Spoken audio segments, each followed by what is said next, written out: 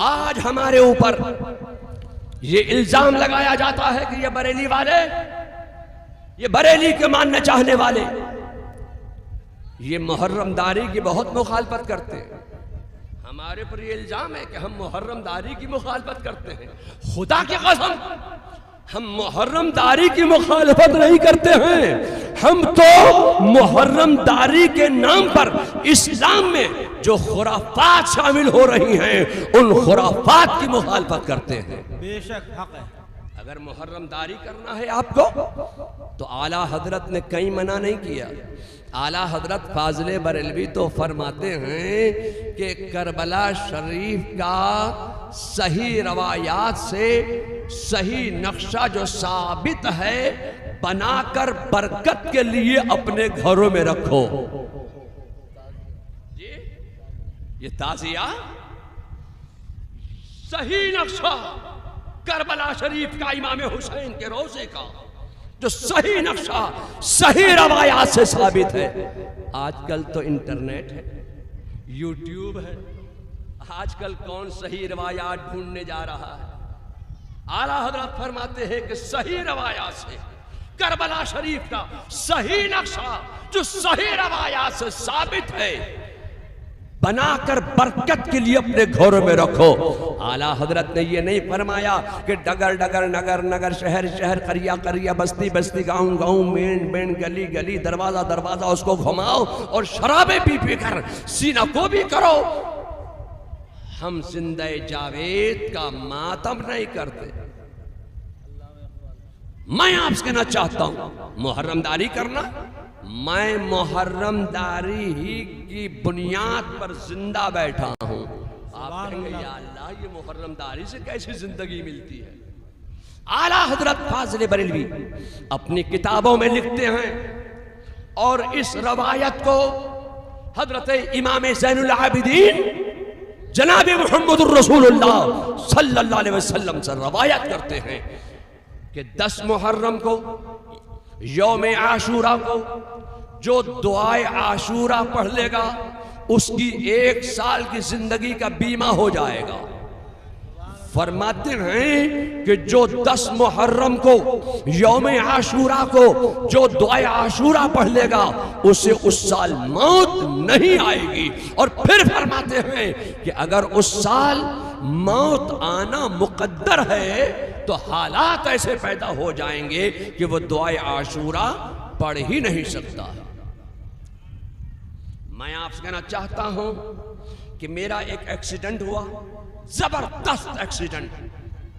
कौन नहीं जानता कि मेरे दोनों पैर भी टूट गए, मेरे फ्रेम की हड्डी टूट गई, पसलियां टूट के गुर्दे में घुस गई, सारा खून बह गया। हॉस्पिटल वाले लेने को तैयार नहीं कि इसमें है क्या। होमोग्लोबल 7 के नीचे आ गया और जब 11 हो जाता है तो इंसान मौत की तरफ चला जाता है। इनका तो 6 के करीब आ गया, 7 क्रॉस कर चुका है, ये बचेंगे नहीं, इनको लेके जाओ। मैं बेहोश तो था। देखिए हमारे सैयद साहब क़िबला तशरीफ ला रहे, एक नारा तो लगा, नारे तकबीर, नारे तकबीर, नारे रिसाला, नारे रिसाला। हजरत अल्लामा मौलाना सैयद आमिर मसूदी साहब क़िबला, पैगाम शहीद आज़म, नारे हैदरे, मसलक आला हजरत, इमाम इश्क मोहब्बत, इश्क मोहब्बत। हज़रत मौलाना सैयद आमिर मसूदी साहब क़िबला तशरीफ़ ले आए हैं। मैं सोचता हूँ कि तकरीर में अपनी ख़त्म कर दूँ। और अच्छा चलिए, इनका इशारा हो रहा है कि जो जुमले बोल रहा था मैं वो पूरे कर दूँ। और वासिक बेग साहब कहाँ हैं? गाड़ी तैयार रखें, ट्रेन का भी टाइम हो रहा है। हाँ, गाड़ी तैयार रखिए। हज़रत, मैं एक वाक़या बयान कर रहा था, इजाज़त हो तो बयान कर दूँ। मुझे ज़रा बहुत जल्दी में ट्रेन पकड़ना है। तो मैं अर्ज़ ये कर रहा था कि किसी सूरत से एक डॉक्टर ने मुझे एडमिट किया। 3 दिन तक कोई मुझे दवा नहीं दी गई, सिर्फ पेन किलर इंजेक्शन दिए जाते रहे, बेहोशी के आलम में पेन किलर दर्द रोकने के। और ये बचेंगे ही नहीं, इनका इलाज करके क्या करेंगे हम, हमारा हॉस्पिटल बदनाम होगा, हम इसलिए इलाज नहीं कर सकते इनका। अब 3 दिन के बाद जब मुझे होश आया कुछ, तो मैंने डॉक्टर से कहा, डॉक्टर साहब आपको जो इलाज करना है कर लीजिए, मुझे इस साल मौत नहीं आएगी, मैं मरूंगा नहीं। सुभान अल्लाह, सुभान अल्लाह, वाह वाह, क्या बात है। डॉक्टर ने कुछ इलाज शुरू किया। जब मैं कुछ बोलने के लायक हुआ और कुछ मेरे पेट में नलकियों के जरिए से डाला जाने लगा, और जब मेरे अंदर कुछ ताकत आई, बोलने के लायक हुआ, तो डॉक्टर ने मुझसे पूछा कि मौलवी साहब क्या आप देख कर आए कि इस साल आपको मौत नहीं आएगी? मैंने कहा नहीं, हम देख के तो नहीं आए, बल्कि हम अपने नबी को इतना सच्चा मानते हैं, इतना सच्चा मानते हैं, इतना सच्चा मानते हैं कि मेरे नबी ने जो फरमा दिया वो हक फरमाया, वो सच फरमाया। जमीन और आसमान का निजाम तो बदल सकता है, मगर मेरे नबी का फरमान नहीं बदल सकता है। हम अपने नबी को इतना सच्चा मानते हैं और आला हजरत को हम इतना सच्चा मानते हैं, इतना सच्चा मानते हैं कि आला हजरत ने अपनी किताबों में जो लिख दिया वो हक लिखा, वो सच लिखा।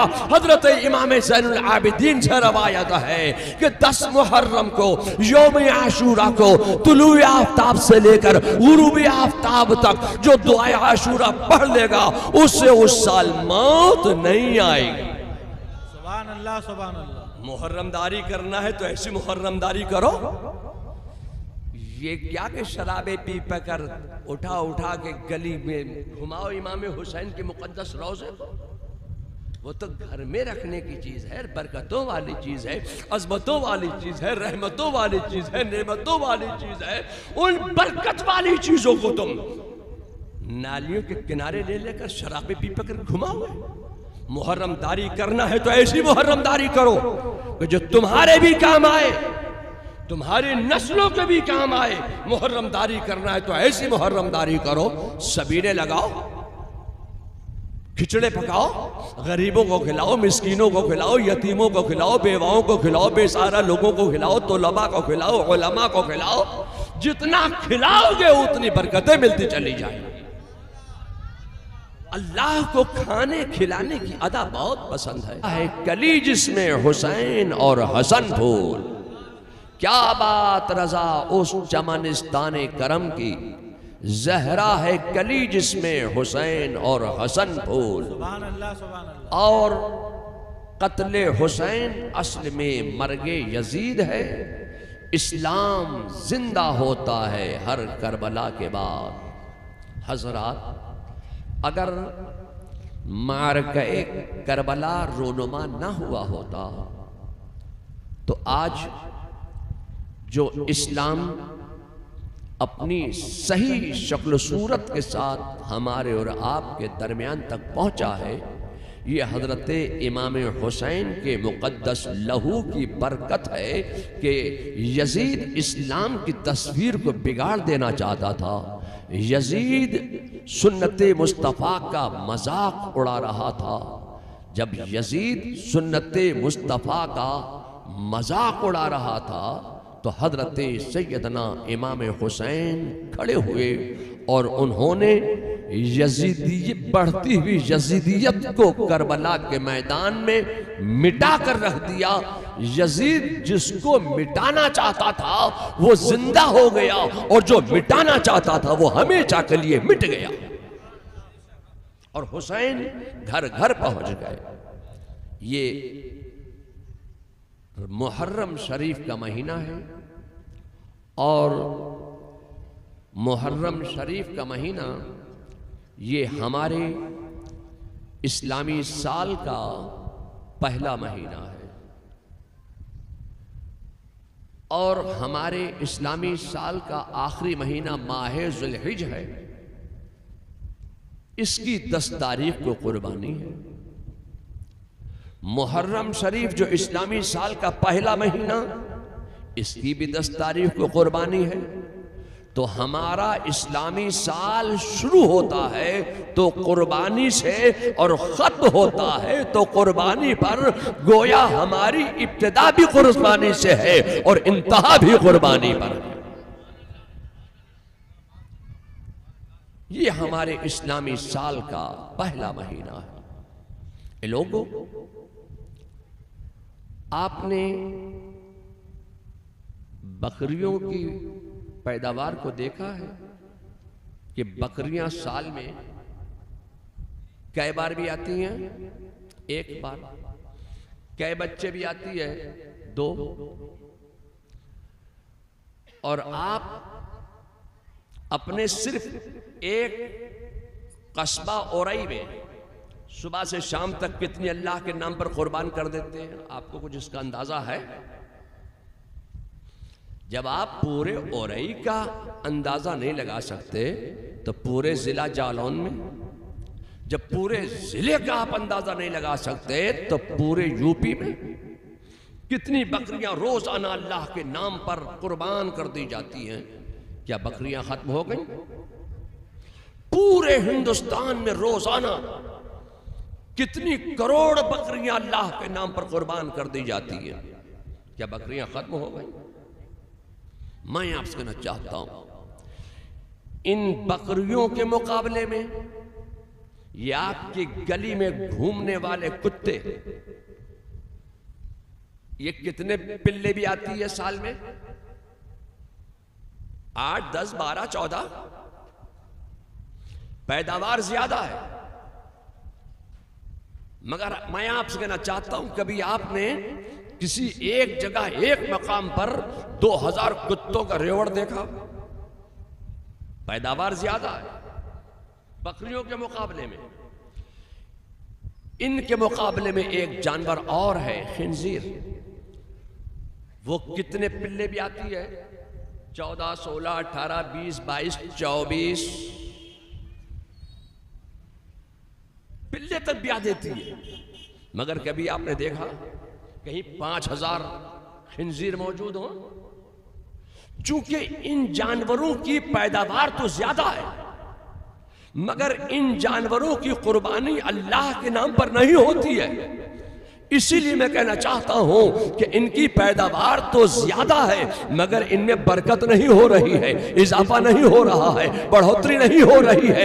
बकरियों की पैदावार इन जानवरों के मुकाबले में बहुत कम है। रोजाना अल्लाह के नाम पर करोड़ों कुर्बान की जा रही है। जितनी बकरियां कुर्बान करती चली जा रही है, कुर्बानी होती चली जा रही है बकरियों की, उतनी ही बकरियों में बरकत होती जा रही है, इजाफा होता चला जा रहा है, बढ़ोतरी होती चली जा रही है। लोगों, मैं आपसे कहना चाहता हूं कि जो चीज अल्लाह के नाम पर कुर्बान की जाती है उसमें कमी नहीं होती है, उसमें इजाफा हो जाता है, बरकत हो जाती है, बढ़ोतरी हो जाती है। आज दुनिया में कितना ही मुसलमानों को अल्लाह के नाम पर कुर्बान कर दिया जाए, कितना ही हिंदुस्तान में मुसलमानों को अल्लाह के नाम पर कुर्बान कर दिया जाए, जितना अल्लाह के नाम पर मुसलमान कुर्बान हो रहा है उतनी ही मुसलमानों में बरकत होती जा रही है, इजाफा होता जा रहा है, बढ़ोतरी होती चली जा रही है।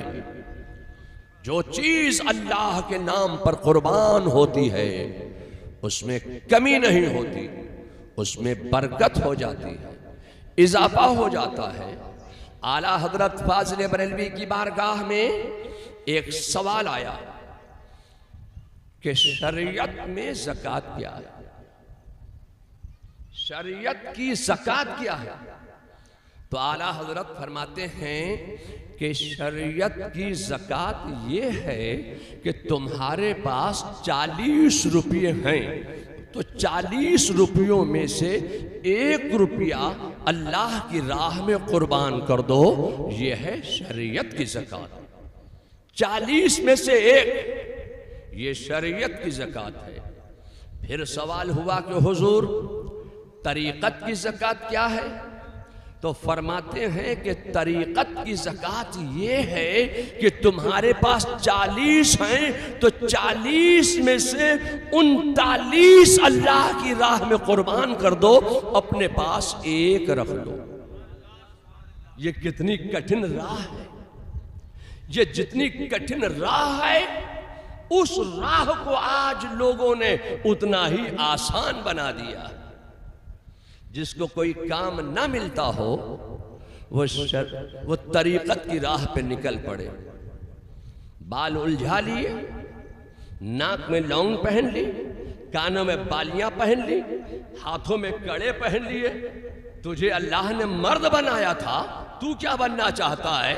नमाजें पढ़ते नहीं, रोजे रखते नहीं। अरे तो कहा नमाजें रोजे तो ये शरीयत वाले जाने, हम तो तरीकत वाले हैं। तरीकत की राह को इतना आसान बना दिया आज लोगों ने, जो इतनी कठिन राह थी। आला हजरत फरमाते हैं कि अगर तुम्हारे पास 40 हैं तो 40 में से 39 अल्लाह की राह में कुर्बान कर दो।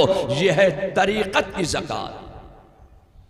फिर आला हजरत से सवाल हुआ कि हुजूर हकीकत की ज़कात क्या है? तो आला हजरत फाजिल बरेलवी फरमाते हैं कि हकीकत की ज़कात ये है कि तुम्हारे पास 40 हैं तो 40 में से सब अल्लाह की राह में कुर्बान कर दो, अपने पास कुछ मत रखो। ये है हकीकत की ज़कात। तो हजरत सैयदना इमाम हुसैन ने करबला के मैदान में शरीयत वाली ज़कात नहीं, तरीकत वाली ज़कात नहीं, बल्कि हकीकत वाली ज़कात पर अमल करके दिखाया है। इमाम हुसैन के पास जो कुछ था सब अल्लाह की राह में कुर्बान कर दिया। जब इमाम हुसैन ने सब अल्लाह की राह में कुर्बान कर दिया तो अल्लाह ने हुसैन के नाम में ऐसी बरकत रख दी है कि जो हुसैन का नाम लेता जा रहा है उसे भी बरकतें मिलती चली जा रही हैं।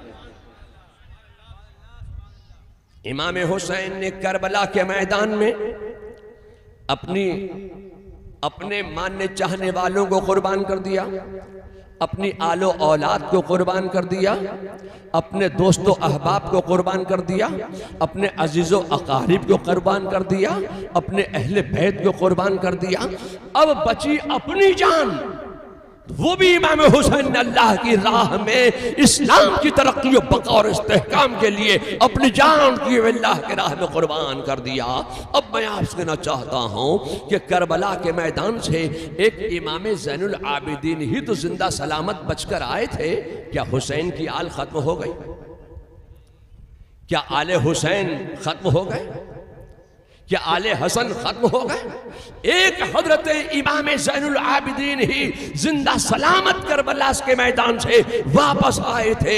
मैं आपसे कहना चाहता हूं कि हुसैन आज़म ने जब अपना सब कुछ अल्लाह की राह में कुर्बान कर दिया, अपनी आलो औलाद को अल्लाह की राह में कुर्बान कर दिया, तो अल्लाह ने हुसैन के मानने वालों में ऐसी बरकत रख दी है, हुसैन के चाहने वालों में ऐसी बरकत रख दी है, हुसैन की आल में ऐसी बरकत रख दी है कि आप माराहरा में देखें तो हसनी हुसैनी नजर आ रहे हैं, आप अजमेर में देखें तो हसनी हुसैनी नजर आ रहे हैं, आप बगदाद में देखें तो हसनी हुसैनी नजर आ रहे हैं, आप बरेली में देखें तो हसनी हुसैनी नजर आ रहे हैं। आज आप दुनिया के जिस गोशे में भी आप निगाह डालेंगे तो हसनी हुसैनी आपको मिल जाएंगे। मैं आपसे कहना चाहता हूं कि इमाम हुसैन ने जब अपनी आलो औलाद को अल्लाह की राह में कुर्बान किया है तो अल्लाह ने हुसैन की आल में ऐसी बरकत दे दी, ऐसी बरकत दे दी। आप जहां देखें तो हसनी हुसैनी सैयद आपको मिल जाए।